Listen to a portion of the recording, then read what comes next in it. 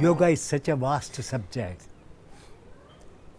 If one reads Yoga Sutras, Patanjali covers a lot of aspects in life.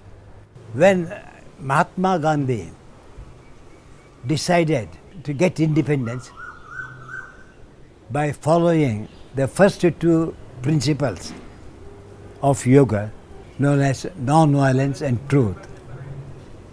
So he experimented with non-violence and truth, which everybody knew. And we won the independence on the basis of yogic philosophy. There is a story in Upanishad called Raikva. And Raikva was staying under the bullock cart 24 hours, non-moving anywhere. So the king at that time recognized that this man must be a very great soul. So let me go and approach him. So he goes and approaches him. He says, "What can you give me for my knowledge?" He said, "Half the country, half my kingdom." So Raikwa laughs. He said, "That's not belonging to you. What is yours, you just offer, then I can think of you." So he could not answer very fast. Then he came to meet him every now and then. He said, "I offer myself to you."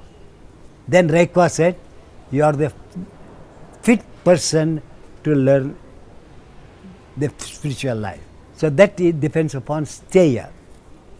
Asteya we call it, free, non-covetousness. If you take Bhishma, Brahmacharyasrama, he made up his mind that he would not marry at all on account of historical background. And he proved himself as a number one celibate who by willpower controlled, whereas Hanuman was a natural celibate.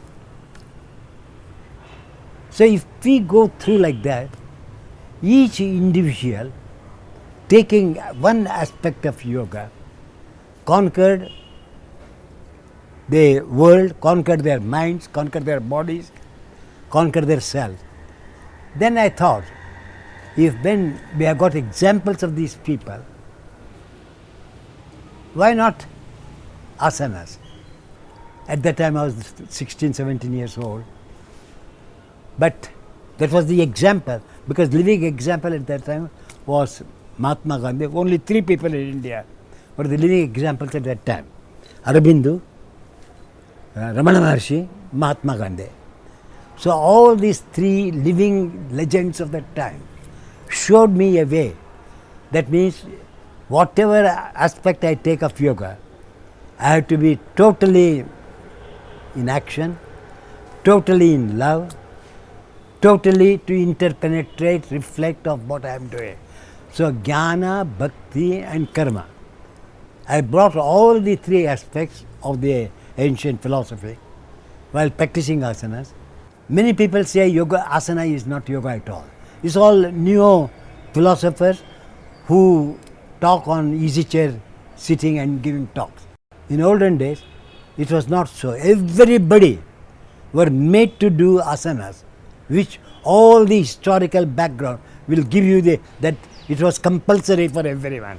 So even at the age of 5 and 7, when they take the sankalpa, they say asana pranayamya.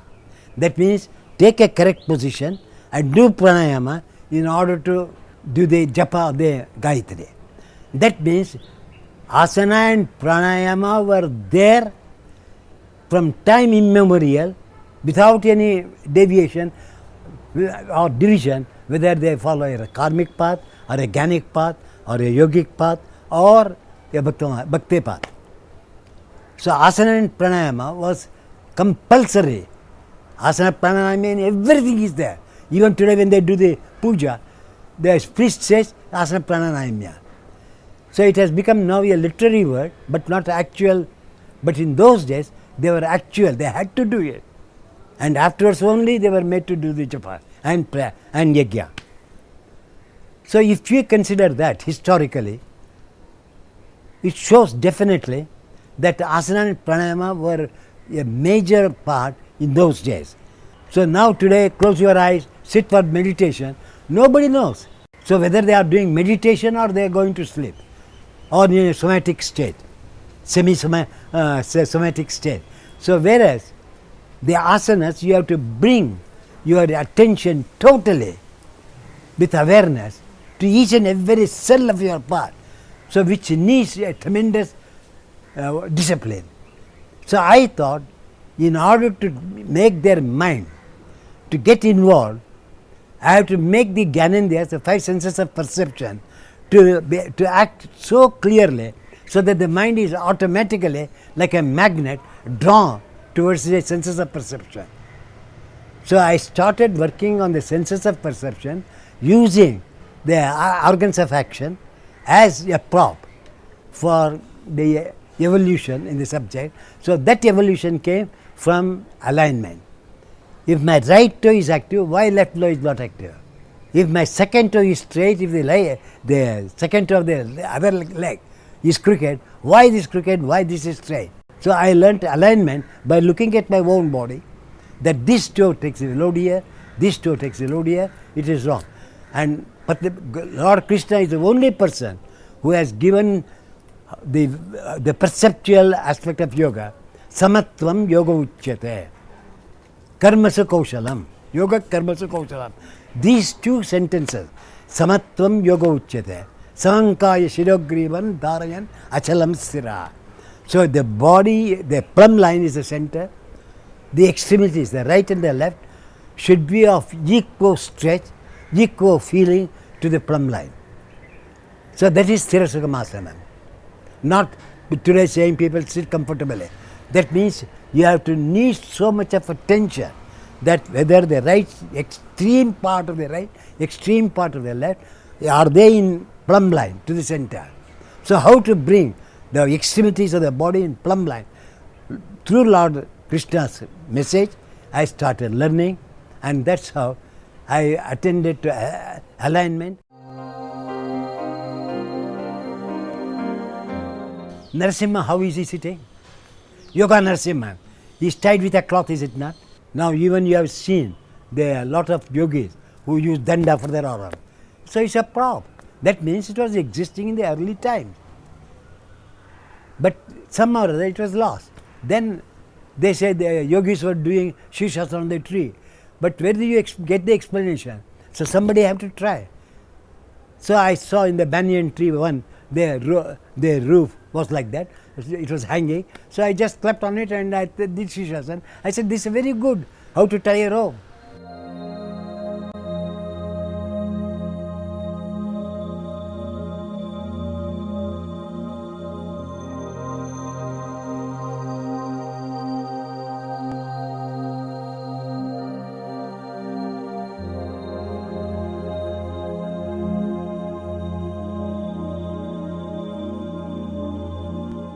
Patanjali has given the effect of yoga in one sutra, Tato Dvandvo Anabhigataha. So people do not understand the meaning of that. What is that dvandva? What is that? So they heat and cold, pleasure and pain. So it's an effect. But the core is not that. Core is the mind. So mind has to do things. It wants to satisfy the senses and it wants to satisfy the self. So it is caught in between, to go with the senses or to go with the core. So when once the asana reaches that level where the mind becomes single, the dual mind becomes single mind, that means it automatically goes towards the core, the soul. And that how it led me to experience the self in the practice of asana.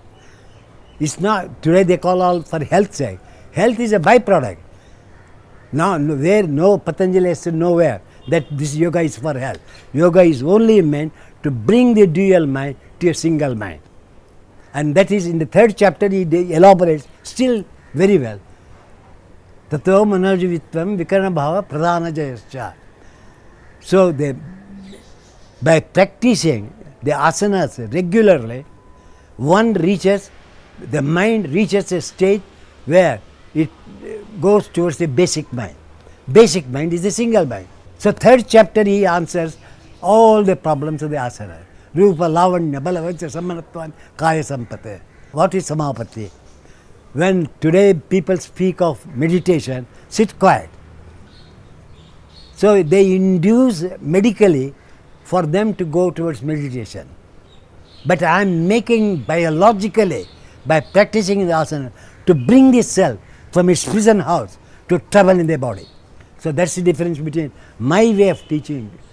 How I transformed yoga is to bring this self from this prison house so that it can travel in the body to perceptual practice of yoga. So that the mind and self are one with the body, so that there is no division between body, mind and self. And that's how I learnt it, I struggled, I presented it to the public, which has become now a household subject in all the continents of the world. But why the subject which was given by sages, rishis to Indians were so much neglected? It was an alien subject to the very sons of the great sages of India. Maybe due to historical background, like the Mughals, then British, who invaded India, made us completely make our art and science to forget, and they introduced their art and science so that the people can become turncoats to that line. In those days it is said that India was the richest country and India became a poor country because they carried away everything, all the wealth, all the sampat of India were carried away. You know, when the Mughals entered India, Taimurlang, they were molesting, raping women. So they had to go to remote places. So connection, we lost the connection. As we lost the connection, we lost the Samskriti. When I went to England in 1954, at that time the independence was only 7 years old. So even the British never allowed me to have a tea with other people. I was segregated because I was an Indian, I was a slave. I was eating only bread and coffee because there was no vegetables even available. Fried vegetables were available and it was straining my liver. So I used to only take bread and butter and coffee, that's all. And they used to say, this grass eater has so much of strength. I used to conduct class morning till night without any fatigue. And they all said, we eat so much of healthy food. This man eats only grass, lettuce, that's all. So I accepted all those things. Do people know that? They were calling me a slave. So I had in my mind, I will be a slave driver to these slave drivers, in my mind. But outside I did not explain. I will one day treat you like that. But I made them. Now, in the early books, if you read, what BKS stands for? Beating, kicking and shouting. Now today the same people say it is for beauty, knowledge and serenity. BKS stands for this. Now you can imagine what transformation has taken place from beating to beauty.